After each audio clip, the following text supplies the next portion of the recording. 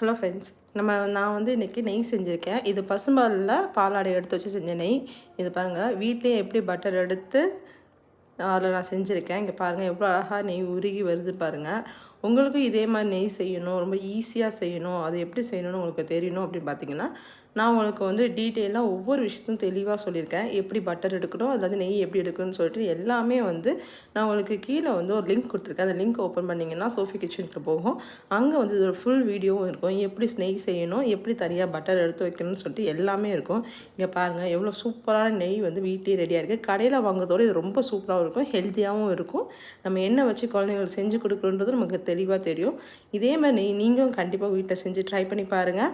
சூப்பராக வரும். கண்டிப்பாக நீங்கள் மறக்காமல் சோஃபி கிச்சனில் போய் பாருங்கள். அந்த கீழே லிங்க் இருக்குது, மறக்காமல் கிளிக் பண்ணி போய் பாருங்கள். Thank you friends.